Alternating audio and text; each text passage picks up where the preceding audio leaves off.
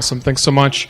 So, Mark Cabaj, first met Mark, I don't know, maybe 12 years ago. He came out to the Edmonton learning community, and a whole bunch of us from here were there that day. He blew our minds around the life cycle of collaborative efforts. And so since then, we were like, Mark Cabaj, he's a gem to have in Edmonton, knows a lot about labs and patterns of what makes them successful. So he's hungry to shape, not endure, our future, a believer in human ingenuity, dedicated to supporting social innovators tackle the most vexing issues of our time. Mark Cabaj. Thanks, Ben. Thanks, Tim, for setting us up like that, and thanks everyone for having us, giving us time to speak tonight. I wanted to know, Tim, I haven't told you this, but we do a little bit of stuff overseas as well, and someone had remarked about why there's so much social innovation stuff coming out of Canada, and I think part of it's just the attributes of being Canadian. But I also, at one point, kind of started drawing a little map with some, and I realized that a lot of stuff kind of traced back to SIG, Social Innovation Generation, and the work of Tim Draimin. So I'm going to ask you to thank Tim one more time, Tim. So I love this topic. Thanks, Ben. I've been watching Ben and the gang for quite some time, so it's a pleasure to come here to witness this opening, and I have some nice things to say about it, Ben. And I'm really glad that it's in Edmonton. I've been just saying Edmonton needs more of this for a whole bunch of reasons. I love our culture. I love our town. I always say, someone says, describes Edmonton, and I says, it oozes reasonable. It's such a reasonable human kind of town, but sometimes I think we need a bit of a punch in the arm to think creative, and it's happening all the time. I have moved back to a different city. We moved back 10 years ago, and it feels different, and it feels different because stuff like this is happening all the time. Ben asked me to make some contributions in terms of the ideas around the lab. I asked him how long I had to do that. He told me. I realized it takes that long to find my car keys. So I'm going to see if I can do this in a relatively quick period of time. But before I do, I'm going to get you talking in twos or threes, just to get warmed up. You've heard a lot about social innovation. You know about the kinds of challenges we're facing in Edmonton. Go to your neighbors, and in twos and threes, quickly try and come up with the three things that are in most demand of social innovation in Edmonton. Okay? You don't have to agree. Three things. In a group, we need social innovation on this topic. We need it now. Okay? Yeah.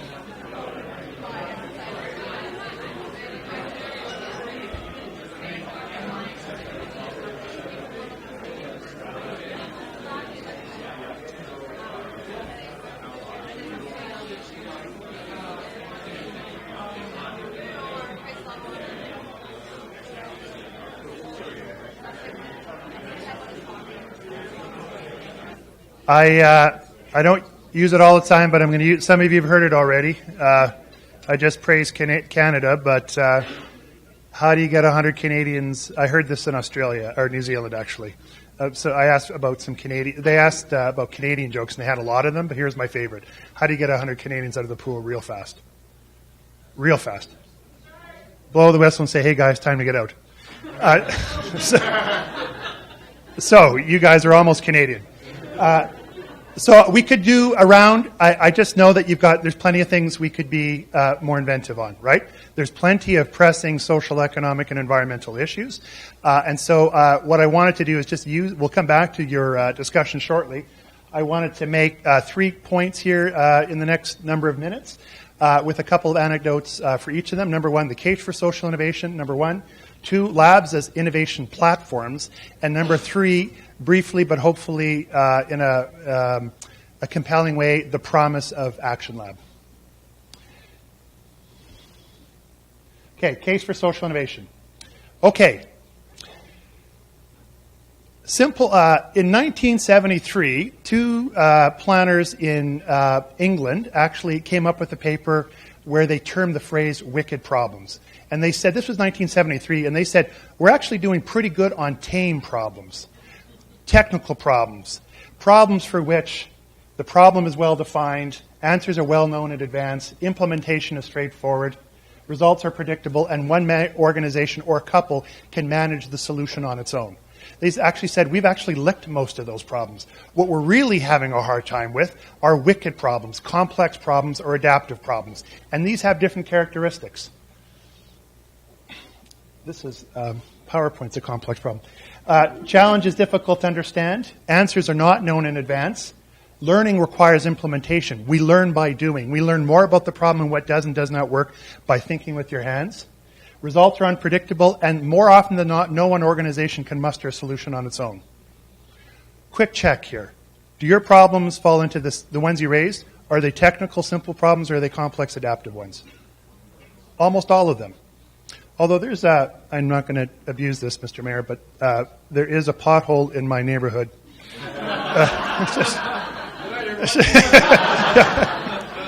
It deserves its own area code. It's big. So It actually is a complex challenge. I know. You diminish the seriousness with which and the gravity. No, it's true. So the grayness between simple and complex, these are permeable boundaries. So here's what, some of you have seen that before, and we could have done, there's lots of ways of distinguishing simple, complicated, complex. Many of you have read Brenda Zimmerman's Getting to Maybe book, Francis Wesley and Michael Quinn Patton. Here's, we're getting better at describing them and saying that complex issues, simple issues are really plan the work the plan. Right? That kind of modality, recipe-like approaches to solving problems. Complex issues defy that. Complex issues are not simple issues on steroids. They are different in kind, and they require different kinds of leadership. And here's at least 3 different attributes for adaptive leadership and management on complex issues. Complex issues require participatory approaches. Now, this probably makes sense, doesn't it? Right? And it's almost sort of an apple pie statement to be participatory, but there's real grit underneath that statement. Number one, if you're trying to solve a complex issue, we need 360-degree intelligence. No one's necessarily wrong on a complex issue, but no one by themselves is particularly right. We need 360-degree intelligence. Give you a couple examples. This is my favorite one. Remember 7-Elevens used to get knocked off all the time? Quite a bit, don't you? Come on, I'm not the only one to remember 7-Elevens getting knocked off. Guess how they actually turned the curve on that? They went to prison. They held focus groups with people who used to knock off 7-Elevens, and they found out, they got some feedback. How would you stop that? Well, bring the counter closer to the front by the window. Don't put $50. Don't put more than $50 in the safe. Say hi to someone when they come in the door. Right? It's a bit unnerving to then have to, have a confrontation with them. The cumulative little things. There was no silver bullet, but there was silver buckshot around keeping addressing that issue. So we need 360-degree intelligence. Not so long ago in Dallas, the police informed the health department that recent immigrants from Mexico were not using car seats as they came into the country, and they were noticing this while they were passing out tickets for other things. So the health department, full of experts, came out and created a very nice social marketing campaign, which included all these warnings and kind of benefits of using car seats and the warnings of if you don't, and in fact offered subsidized car seats for those who couldn't afford it. Came back, they won an award for that, a social marketing award. The police came back a year later and said, listen, the needle hasn't moved. So then they got together and they started thinking more participatory, and someone said, hey, why don't you go and do a co-design process around car seats? And so they did, and someone said, hey, I have an idea. Why don't you get the bishops to bless the car seats? Now, why would that matter? Doesn't matter. It's not my trigger, but it was a cultural trigger. And so the bishop blessed the car seats. That was more validating than a cost-benefit analysis by the public health department. And the police reported that, yeah, car seat usage has gone way up. The third reason, 360-degree intelligence, that's the first reason, 360-degree intelligence. Number two, just the sheer ownership of the issue.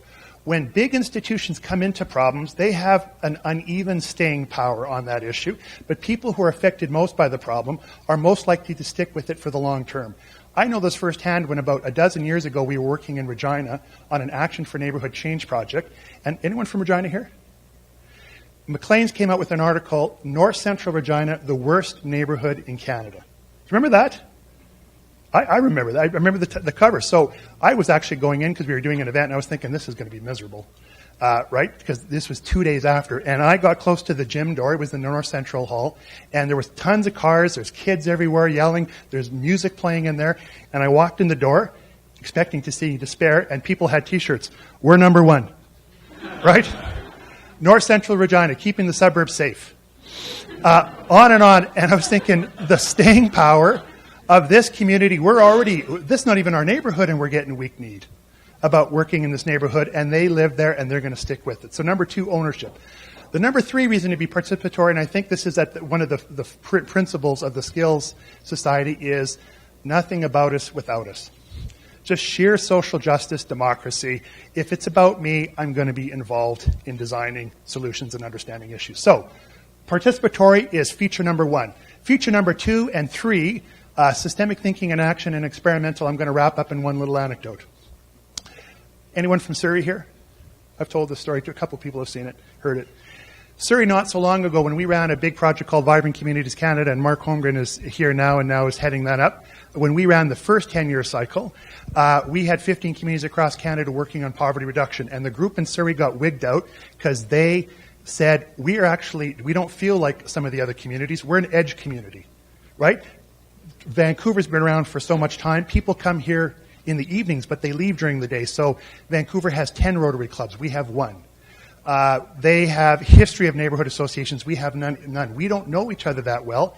And in fact, we don't even know the problems of this neighborhood that well. So we're actually not going to start with the big poverty reduction initiative. We're going to start by trying to reduce the number of homeless day laborers.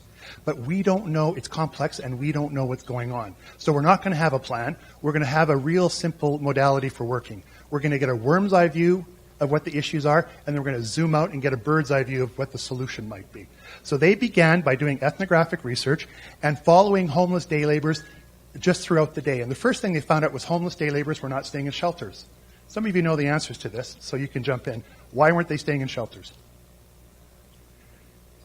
Come on, I've used this example before, and some of you are in the audience. Is it that bad an example? It's a great example, because they found that homeless day laborers, the shelters were not allowing people, they were using welfare receipt as a proxy for vulnerability, a 40-year-old practice.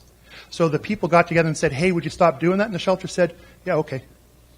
Systems problem solved. Next thing they found out is homeless day laborers were actually going to temp agencies who were getting $16 an hour for going to clean up construction sites and taking $8 off.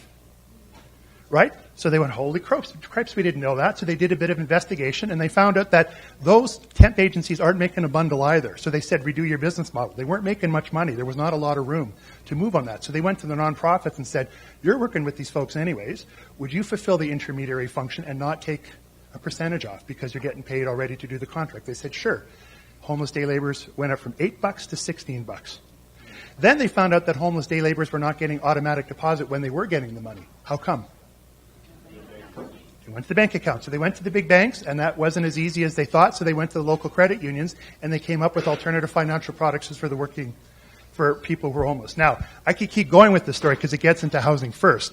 But here is the modality. Worm's eye view, insight and empathy into the nature of the problem, zoom out and get a bird's eye view of it, and solve a systems problem.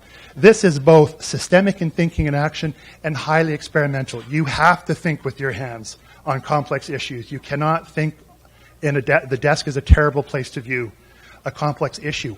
Solutions emerge over time, like that example in Surrey. Patterns emerge, and all of a sudden you find something that works. But here's the kicker. All complex issues, even if you have a solution, solutions have a half-life. Those solutions work for a while, and then they don't. In business, it's called strategic decay. It happens in social innovation as well. What happens when the construction industry bottomed out 5 years ago? What happens to that Surrey model? There's no more temp agency function, right? The issues are the same, but the mechanisms to solve it are different, and they had to go through the process again. So, I don't know if that's good shorthand for us, but all complex issues require that we be participatory, systemic, zooming out and zooming in, and we have to be experimental. Now, the last part of this first point, the challenge of dealing with complex issues is that we tend to work in a management and leadership paradigm which really privileges something called the performance loop. You birth a solution, you grow it, and then it gets mature, and we want to what? Sustain it, right? I used to love that word. Now it scares the hell out of me, right? We need to sustain that response if it works, but the moment it stops generating returns, we cannot sustain that response. It's no longer productive. We need to equally pay attention to the backward loop, the innovation loop, or the renewal loop. Some of you have seen this already. Let's play with this. Who's seen this diagram? Some of you have. Oh, gosh. Okay, you guys do the presentation then. Just a quick summary for those that have not. These are almost like different countries, these zones, different leadership and management characteristics and cultures.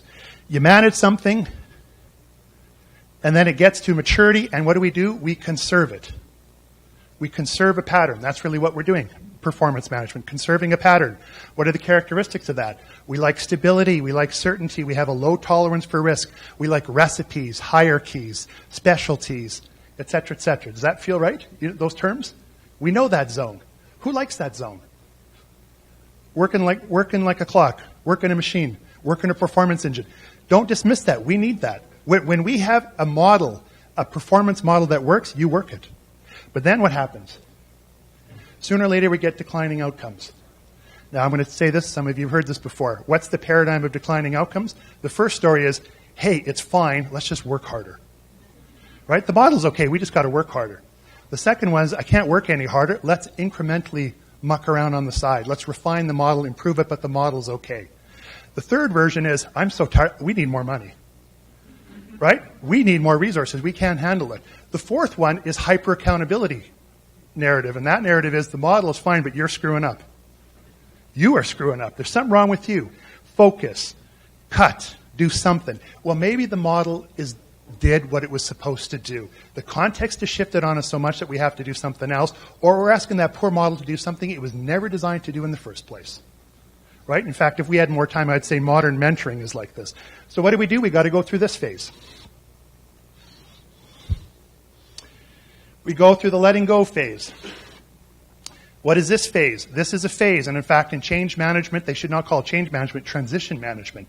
We let go of stuff. We are confused. Things are chaotic. We're angry. In fact, this is the 12 stages of grief, quite frankly. When people let go of something, and I'm repressed, so I barely understand it, but I know people who do understand that, and that is work to steward the backward loop. And you need to steward, because if you don't, and you're going through the neutral zone, people who like stability, i.e. the people or the organizations that were doing this, they want to crawl back up into this curve again. Because at least they knew what this was. But sooner or later, if one can truly let go, and that's why this phase is called release, if you can let go of old patterns and thinking and models, then you can get ready to look forward. This is our own internal life, isn't it? We have moments like this. Well, what does this exploration phase look like? This is the exploration phase, the discovery phase. New ideas, new possibilities. We've just let go, hopefully, emotionally, intellectually. We can pay attention to what's going on in New York. We can pay attention to that neighborhood in the South that everyone was paying attention to, and now we get it. We expand the possibilities, but sooner or later, we have to place a bet and improve probabilities. We have to make bets. And that's what this next phase is, placing bets. We make a choice, we birth something, we develop and adapt it. Who likes this phase? Who are the kind of people that says, I don't care what the idea is, give me any idea, I just want to see if it works. That's a great phase. It's a different culture. It's a different culture. It's a different kind of being. This is the entrepreneurial phase where trial and error is not even a problem. Good entrepreneurs, social or not, fail 10 times, and by the time it takes us to remind them they failed 10 times, they failed 6 more times and then found something that works. This is trial and error, thinking with your hands. And sooner or later, something new develops and we adapt it. And then we get to refine it and we get to go through this whole curve again. People feeling this? Pretty straightforward, eh? Happens at a project level, an organizational level, at a personal level. Let me just ask you this, because there's only about 7 or 8 minutes left. I'll go back into your group. Do, for just 2 minutes, the 3 questions that you raised in your small group, do all 3 of them deserve to be opened up on the innovation loop in the way we address those problems? So if you're talking homelessness, or what else were you talking about in small groups? Sorry? Housing. Take your issues. Do you think it deserves to go through the innovation loop? Just 2 minutes. Your 3 issues, do each of them deserve to go through the innovation loop, the backward loop? If we had more time for this session, we would say that some parts of our responses to these issues are pretty good, right, and need to be maintained and sustained, etc., and some parts should be opened up for social innovation and the backward loop. So it's easy to be ideological in these things, but mostly what we would find is it depends. But the point of that last session is we have to do good performance management, but if we're in the game of solving complex issues, we also have to be good at stewarding that backward loop. They're equally important. Without the backward loop, the innovation loop, there is no performance. There's maintaining an old pattern. We've got to get good at both. Now that is the power of the platform of a social innovation platform, which is a change lab. Change labs are desired to create space and a platform for that backward loop. Jeff Mulligan, Tim was referring to Jeff Mulligan. I hope this is his picture. I Googled it, and this is the one that came up. Same guy, okay. Change Lab is the process of experimentation in a safe space with the goal of generating useful ideas that address social needs and demonstrate their effectiveness. Safe space, platform, think of that kind of paradigm. In fact, Tim introduced me a phrase by a guy named Cotter a year ago. I love it. He calls them secondary operating systems, and where the idea is that we all live in a primary operating system. We have organizations, governments, nonprofits, etc., that do certain things. They're designed to do certain things well, but we need to step out of that space into a secondary operating system, which allows us to do things we can't do in our primary operating system, right? A container, a space.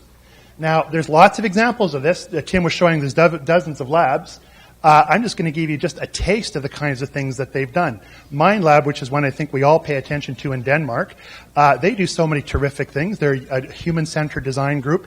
They run things like Get Away with Red Tape in Denmark, and they just walk through simulations with citizens, and they figure out how to get red tape. Just simple design processes, and they've got rid of a ton of it. Number 2, student success in Finland. This was a course for kids who were not doing well in school, and it was sort of a remedial course, and they found that kids weren't coming to class. The attendance rates sucked. That's a technical term. They were terrible, and so they had a little design session with kids, and they found out that, if you just gave people a syllabus and told them what was going on, like the course outline and a couple of the intentions, people would kind of participate more fully on the front end. They did 2 or 3 simple things like that, boom, participation rates go up. I'm not going to talk about this one. I don't have a ton of time. This BC Family Justice Innovation Lab, this is terrific. In a human-centered design approach, a judge, the head of the BC Courthouse Library Association, several different lawyers, sat outside a family court. They watched people go in. They watched people go out. They just sat in people's shoes, and they interviewed some of them. And they said, we desperately need insight and empathy into what it's like as a family to experience this court system. And they're doing all this ethnographic research, and they're not even talking about solutions yet because they said, we don't even understand what the problem is. Right?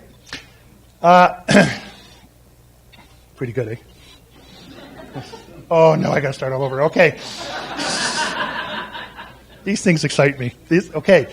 So I was just in a lab with Alex and Karen and others. The CoLab is a terrific group, and they're with this Energy Future Labs in Alberta. And this has got to be, Alex, would you agree this is one of the more impressive labs in Canada? And it's 40 fellows from across the Alberta energy system, ConocoPhillips, Suncor, the National Energy Board, etc., coming together to try and promote an energy transition in Canada. This is their second of several different meetings. This was a session to go deeper on prototyping, but also to sense the complexity of the system. And I geeked out on this. They had this energy game where they had a board of the energy system in Alberta. It was sort of metaphorical, and different roles, energy producers, et cetera, and we did role playing and trying to figure out the dynamics of the system.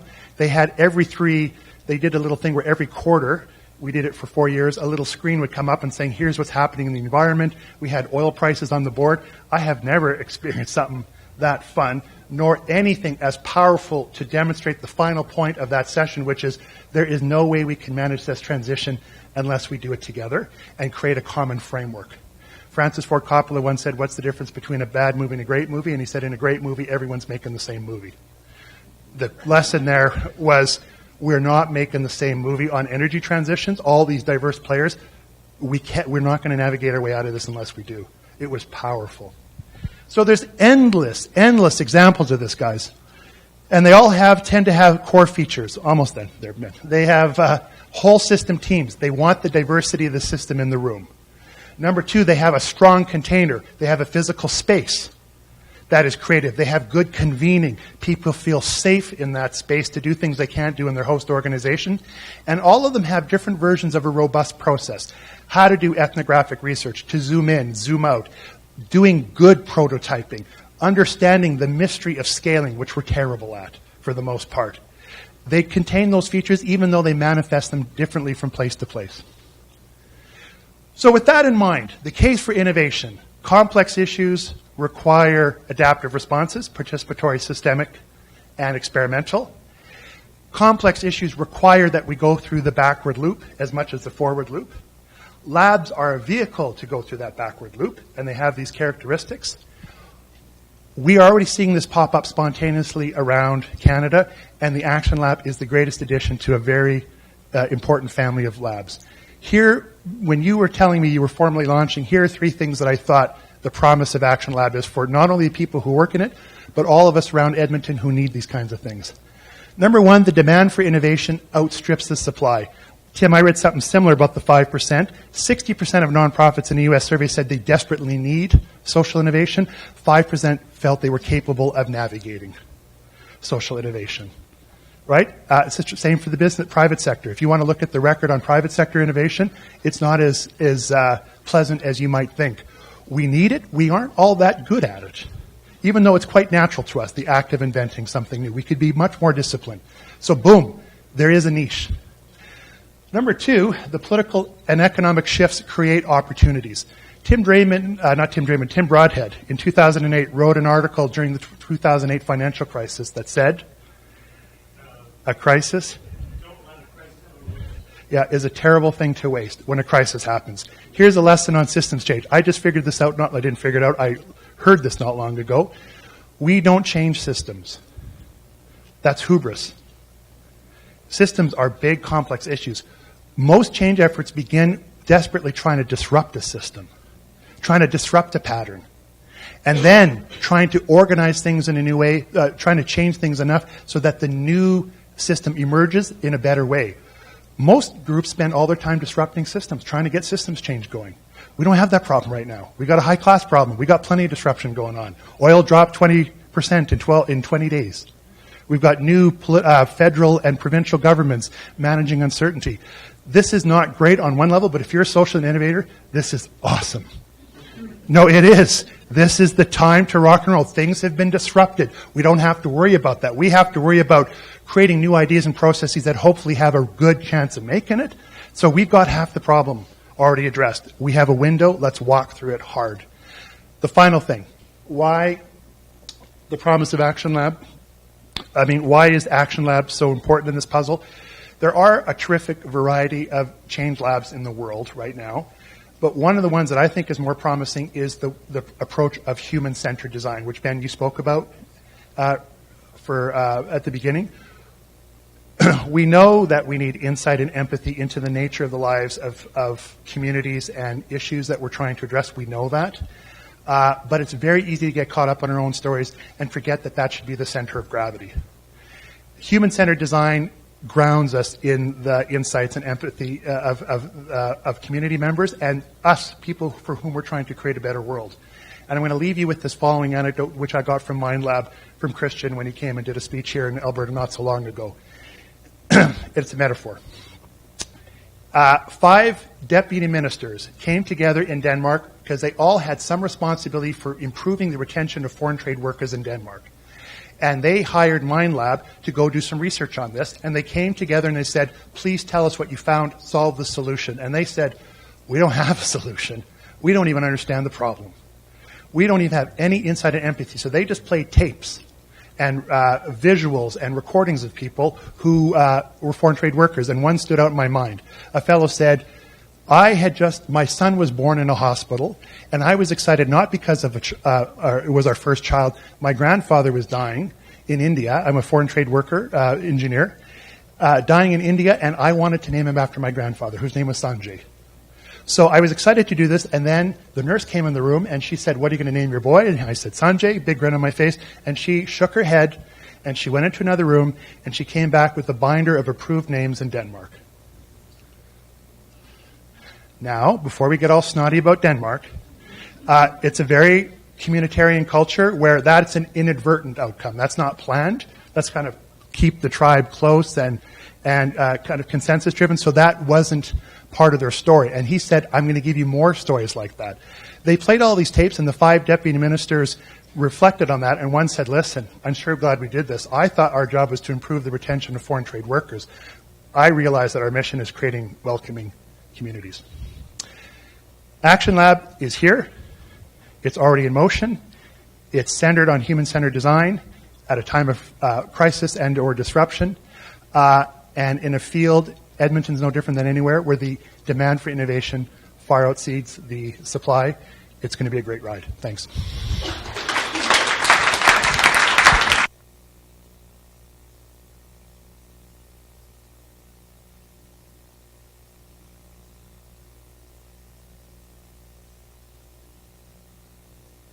Time for 1 or 2 questions before the open house starts.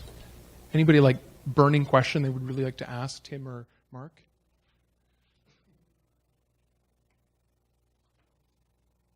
No?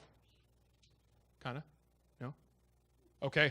So I'm going to go into the last part, which will be our last little collective thing. Do you notice that there's a Duplo block and a Sharpie? It's not to eat. Grab your little Duplo block, and what we're going to do, we're going to bring out Mr. David Shepherd, the mayor, and our skills board chair, Cindy and Paula.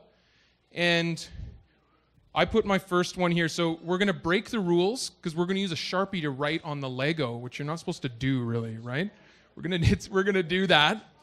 And we're all going to kind of, as we transition to the open house, people can come up and put their little block wherever they want on here. So I put the first one on here. It says, help YAG be inclusive. So it's a wish for what you hope the lab could do for Edmonton, for Alberta, for Canada, for beyond. So a wish that the lab will do around that. So the first few coming up. Yeah, Cindy, do you want to come up too?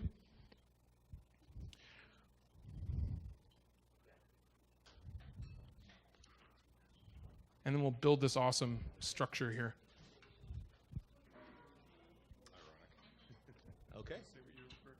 Okay, so I've just put my brick in here. On it I wrote, I'm hoping that the Action Lab is going to help to break down walls. So new opportunities for us to connect and hear each other.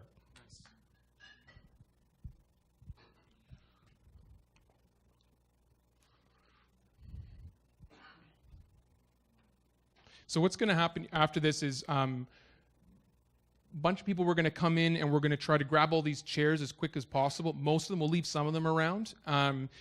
Stack the chairs, we'll get those out of here. And then there are really cool exercises to get a taste of some of these tools that are going on around. And the ABSI fellows are going to be hosting those around the space. And so you can grab a drink from Vino. We have Color Divino Wines have donated that, so that's here. And there's a tip jar there as well for those guys. And grab a drink, have a beer, hang out, get to know people. There'll be more people coming for the open house. Test out some of the tools, and we'll be rocking. Okay, Cindy? Thanks, Ben. Thanks for the switching up the Lego for my neighbor over there because I had a smaller one. My writing is not small. So my word is community. Because that's what I feel skills has brought for me and for the organization I work for during the day and for the future organizations that I'm going to continue to serve. So that's where I'm going to leave it at. All right, Mayor Iveson. Well, borrowing from your organization's mandate and sort of 5 core values and objectives, I'm going to say empower active citizenship. And I'm going to stack it on top of these other ones. Okay. So maybe we'll just do can we get a pick there? And then I will launch the appropriate song for the open house. And this is officially launching the Action Lab.